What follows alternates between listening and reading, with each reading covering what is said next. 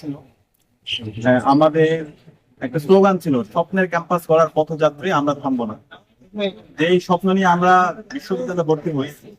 প্রথম বর্ষ থেকে আমাদের স্বপ্ন থাকে একটা নিরাপদ ক্যাম্পাস, যেখানে স্বাস্থ্যের নিরাপত্তা থাকবে, খাদ্যের নিরাপত্তা থাকবে, যেখানে আমাদের শিক্ষার্থীদের আবাসন সংকট দূর হবে এবং আমাদের বন্ধুদের জন্য একটা নিরাপদ ক্যাম্পাস আমরা গড়ে তুলতে পারবো।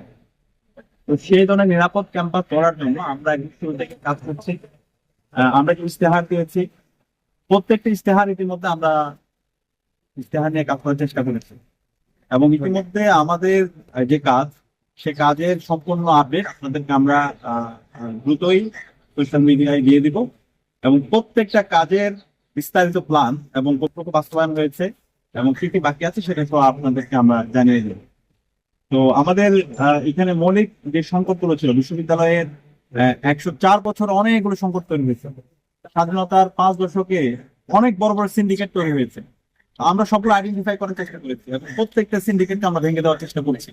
এক্ষেত্রে আমাদের ঢাকা বিশ্ববিদ্যালয়ের শিক্ষার্থীরা সর্বাত্মক ভাবে আমাদের সহযোগিতা করছে, আমাদেরকে পরামর্শ দিচ্ছে এবং অনেক আমাদের বন্ধু প্রতিম যারা আছে তাদেরকে নিয়ে তারা আমাদেরকে নিয়ে সমালোচনা করছে এবং এই সমালোচনাগুলোকে আমরা সাদরে গ্রহণ করছি। আমরা এই ধরনের সমালোচনাগুলো আমরা আশা রাখছি আরো অব্যাহত থাকবে এবং এই সমালোচনার মাধ্যমে আমাদের মানুষের সাথে যে ভুলগুলো হয় সেই ভুলগুলো আমরা নিজেদেরকে তুলে দিচ্ছি এবং আমরা আমাদের কাজের প্রতি অনেক বেশি আগ্রহ তৈরি করছি।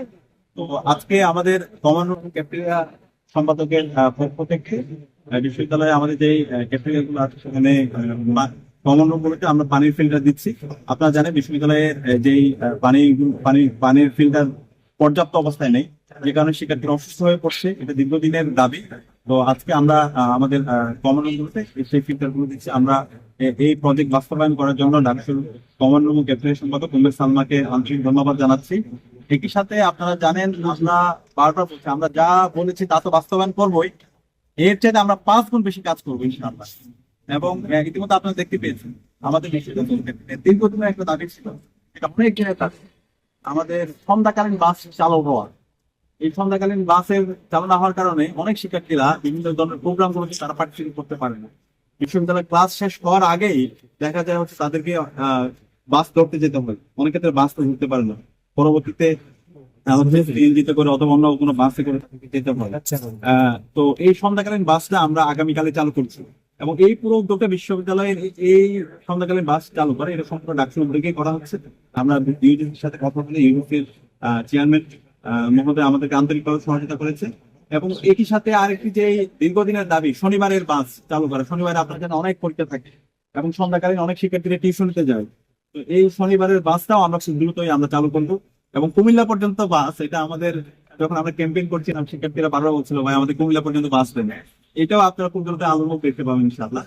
আর আমাদের কিছু হল আছে বাইরে, যেমন মুচরি হল, এগুলো হচ্ছে সমিতি হল। এই হলে শিক্ষার্থীদের এবং সুফিয়া কামাল হল তাদের দীর্ঘদিনের দাবি, তাদের জন্য আলাদা বাস দেওয়া এবং তাদের জন্য হচ্ছে শাটলের ব্যবস্থা করা। আমরা চেষ্টা করেছি কিছু শাটলের ব্যবস্থা করার জন্য। আর এর পাশাপাশি আমরা ডাবল ডেকার খুব দ্রুত একটা বাস নিয়ে আসতেছি আমাদের এই আপুদের জন্য, তারা যেন ইলেকট্রিক ক্লাস আসতে পারে। ওই বাসের মধ্যে সব ধরনের আধুনিক ব্যবস্থা থাকবে। বাইরের দেশে যে বাসগুলো আছে সেখানে যে সুবিধাগুলো থাকে এই সকল সুবিধা এখানে থাকে। আর আমাদের দীর্ঘদিনের দাবি শিক্ষা